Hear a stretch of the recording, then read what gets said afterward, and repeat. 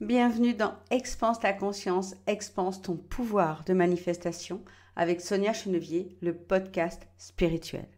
L'audio que je te partage aujourd'hui est extrait de l'accompagnement Spirale de Lumière et a le pouvoir d'expanser tes connaissances, de mieux comprendre le grand jeu de la vie, de créer en toi un chiffre de conscience ou de grandir ton pouvoir de manifestation, dans le but de t'aider à te connecter toujours plus profondément à ton être supérieur, à tes missions sur Terre et à vivre bien sûr ta plus belle incarnation.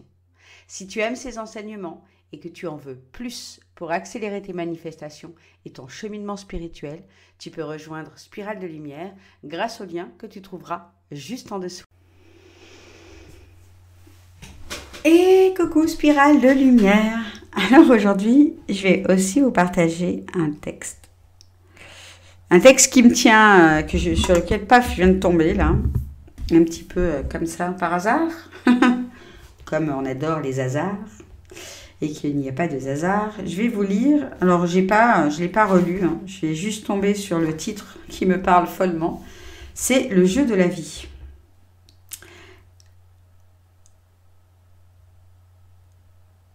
Je vais maintenant vous apprendre à jouer le jeu de la vie. La vie est un jeu, et comme tous les jeux, elle a ses objectifs et ses règles. Dans les petits jeux que les hommes concoctent, tels que le cricket, le tennis, le baseball, le football, etc. Une fois les changements décidés, l'homme doit apprendre les nouvelles règles et jouer le jeu dans le cadre des règles acceptées. Cependant, dans le jeu de la vie, les règles ne peuvent être ni changées ni enfreintes. Le jeu de la vie ne peut être joué que dans le cadre de ces règles universelles et éternellement fixées. Le jeu de la vie se joue sur le terrain de jeu de l'esprit. Oh là là, il faut que je souligne. Je l'avais lu il y a longtemps, ce texte-là. Et je me dis, mais mon Dieu, comment ça se fait? Je ne devais pas avoir mon marqueur à ce moment-là. Comment ça se fait que je n'ai pas souligné ces choses-là? Parce que c'est juste incroyable.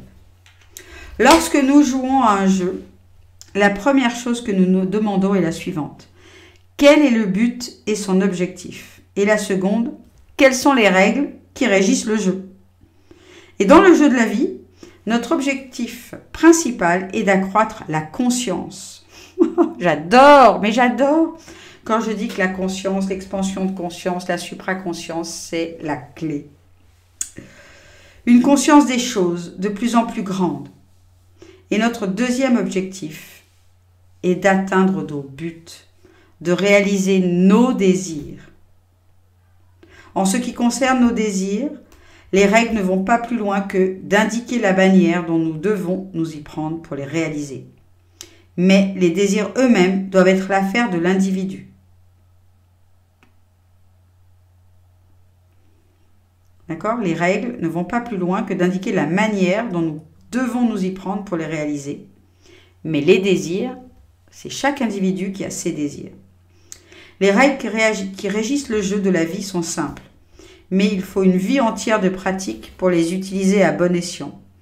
Voici l'une de ces règles. Tel qui pense dans son cœur, tel est-il. On croit généralement que la pensée est une fonction entièrement libre et gratuite, sans aucune règle pour la contraindre. Mais ce n'est pas vrai.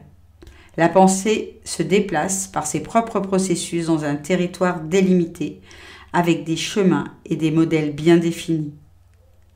La pensée suit les pistes tracées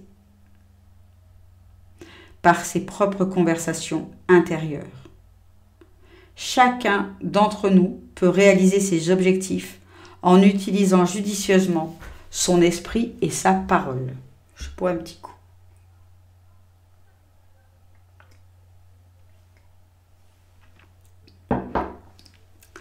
La plupart d'entre nous sont totalement inconscients de l'activité mentale qui se déroule en nous.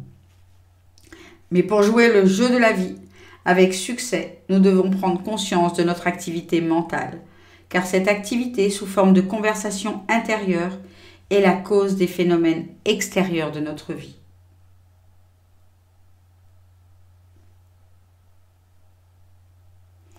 Il y a une une référence à la Bible. Toute parole oiseuse que l'homme prononce, ils devront en rendre compte au jour du jugement. Car c'est par tes paroles que tu seras justifié et par tes paroles que tu seras condamné. La loi de la parole ne peut être transgressée. La loi du verbe ne néglige jamais un mot intérieur et ne tient pas compte de notre ignorance de son pouvoir. Elle façonne la vie autour de nous comme nous façonnons la vie en nous-mêmes par nos conversations intérieures. Cela est fait pour nous révéler notre position sur le terrain de jeu de la vie. Il n'y a pas d'adversaire dans le jeu de la vie, il n'y a que l'objectif. Ça, c'est important. Il n'y a pas d'adversaire dans le jeu de la vie, il n'y a que l'objectif. J'ai envie de dire que les seuls adversaires, c'est nous-mêmes. C'est ce qui se passe à l'intérieur de nous. Il n'y a pas longtemps, je discutais de cela avec un homme d'affaires, prospère et philanthrope. Il m'a raconté une histoire personnelle qui m'a fait réfléchir. Il m'a dit, tu sais, j'ai découvert le rôle des objectifs dans la vie quand j'avais 14 ans. Et c'était le terrain de jeu à l'école. J'étais bon en athlétisme et j'avais eu une bonne journée. Mais il restait une course à faire. Et j'avais un concurrent de taille, un autre garçon. J'étais déterminée à le battre. Je l'ai battu, c'est vrai. Mais pendant que je le surveillais, un troisième garçon qui n'était pas du tout considéré comme un concurrent a gagné la course. Cette expérience m'a donné une leçon que j'ai utilisée tout au long de ma vie. Lorsque les gens m'interrogent sur mon succès, je dois dire que je crois que c'est parce que je n'ai jamais fait de l'argent mon objectif. Mon but est l'utilisation sage et productive de l'argent. Les conversations intérieures de cet homme partent du principe qu'il a déjà de l'argent. Sa question intérieure constante est le bon usage de cet argent. Ça, c'est puissant, hein.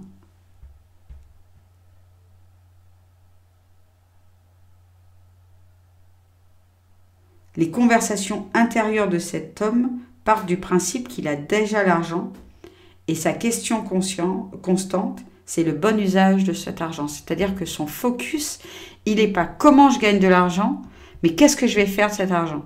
C'est juste très très puissant là ici. Les conversations intérieures de l'homme qui se bat pour obtenir de l'argent ne font que prouver son manque d'argent. Et c'est extrêmement puissant ici.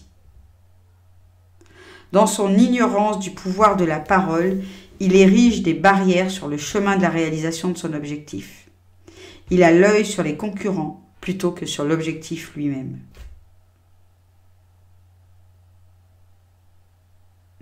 Nous créons les conditions et les circonstances de notre vie par nos paroles intérieures humaines toutes puissantes.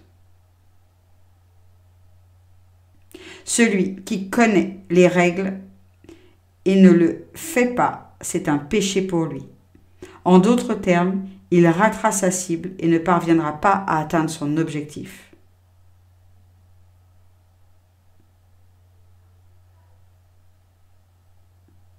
Nous pouvons voir où nous allons sur le terrain de jeu de la vie en observant nos conversations intérieures.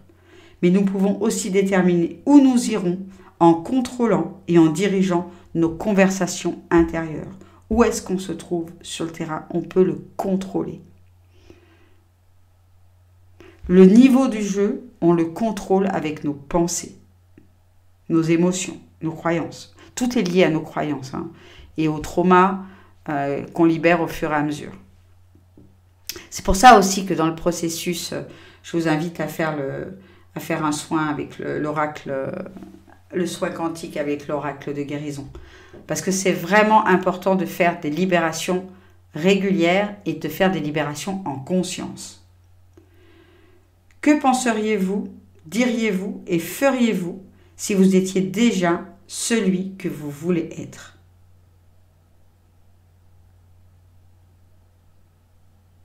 Commencez à penser, à dire et à faire cela intérieurement. Ça, c'est tout le travail qu'on fait, que je vous ai invité à faire dans les changements d'identité, etc., etc. Un changement d'attitude est un changement de position sur le terrain de jeu de la vie. Un changement d'identité, je vous en ai parlé. Le jeu de la vie ne se joue pas à l'extérieur, dans ce qu'on appelle l'espace et le temps. Les véritables mouvements dans le jeu de la vie ont lieu à l'intérieur, sur le terrain de jeu de l'esprit. Waouh! Allez, je vais me noter ces pages-là, je vais y revenir. J'adore, j'adore, j'adore. J'espère, écoutez-le, réécoutez-le peut-être ce soir en vous couchant, demain matin au réveil. C'est puissant ce qu'il y a ici. Je vous embrasse tout fort. À demain. J'espère de tout cœur que ce podcast t'a plu. Tu peux me le signaler grâce à un petit pouce, ça me fera vraiment plaisir. Et on se retrouve pour faire le chemin ensemble dans Spirale de Lumière. Mais souviens-toi toujours que tu es né pour l'abondance et que l'abondance est ton essence même, ta vibration primordiale.